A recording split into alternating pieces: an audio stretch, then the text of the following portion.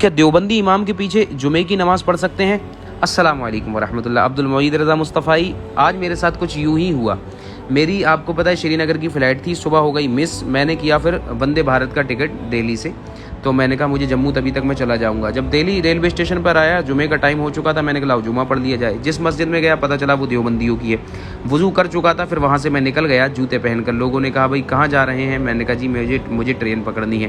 اب میں آیا اپنے جب new Delhi plate form number 3 پر، تو بفضل تعالیٰ رسول اللہ صلی اللہ علیہ وسلم کی نظر عنایت سے الحمدللہ مجھے وہاں پر دکھی ایک مسجد جس کا نام تھا مسجد غریب شاہ، وہ جو 3 نمبر پلیٹ فارم پہ بنی ہوئی ہے۔ وہاں پر جا کر میں نے ظہر کی نماز پڑھی، کیونکہ جس اللہ کے رسول صلی اللہ علیہ وسلم کے لیے میں نے ان گستاخوں کے پیچھے نماز پڑھنا چھوڑا، اس اللہ تبارک و تعالیٰ نے میرا بفضلہ تعالیٰ الحمدللہ ثم الحمدللہ انتظام کروا دیا۔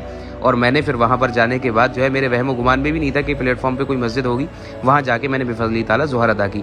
نماز پڑھ کے نکلا، پتہ چلا میری وندے بھارت آ چکی تھی، الحمدللہ ٹرین میرے سامنے تھی۔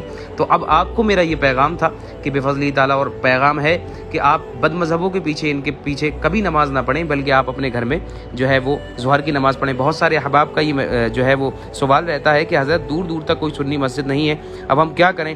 تو ان کو یہ میرا جواب ہے کہ آپ اپنے گھر پہ ظہر کی نماز ادا کیجیے، کیونکہ ان بد مذہبوں کے پیچھے کیا نماز کہ ان کا مولوی کوئی کچھ لکھتا ہے، کوئی کچھ، جس پہ 33 علماء حرمین نے کفر کا ان کے فتویٰ دیا، ان کی کتابوں پر، ان کے اس عقائد پر جو گندے عقائد ہیں، کہ اشرف علی تھانوی لکھتا ہے کہ حضور کو ایسا علم غیب ہے جیسا بچوں اور پاگلوں کو معاذ اللہ علیہ باللہ جانوروں کو ہوتا ہے۔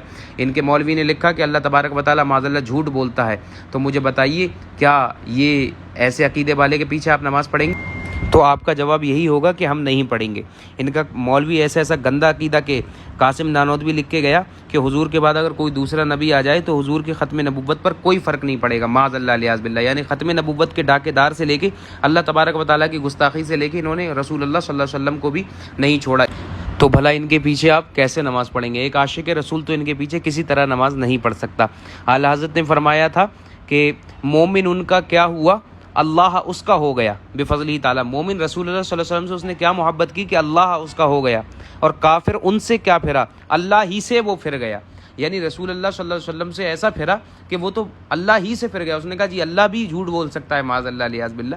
تو اس طرح کے بہت سارے ان کے گندے عقائد جو میں آپ کو اس ویڈیو میں گنوا نہیں سکتا۔ فی الحال نچوڑ یہ نکلا کہ ان کے پیچھے نماز پڑھنا بالکل قطعی جائز نہیں، بلکہ من شک فی آدابہ و کفرہ فقط کفر۔ میں حسام الحرمین کی یہ عبارت پڑھ کے بات ختم کرتا ہوں کہ اگر ان کے کوئی کفر میں کوئی اگر شک بھی کرے کہ جناب والا مجھے شک ہے کہ یہ مسلمان ہیں، ایسا کچھ شک بھی کرے، تو وہ بھی کافر ہو جائے گا۔ یہ اس درجے کے کافر۔ ویڈیو زیادہ سے زیادہ شیئر کیجیے اور لوگوں تک پہنچائیے۔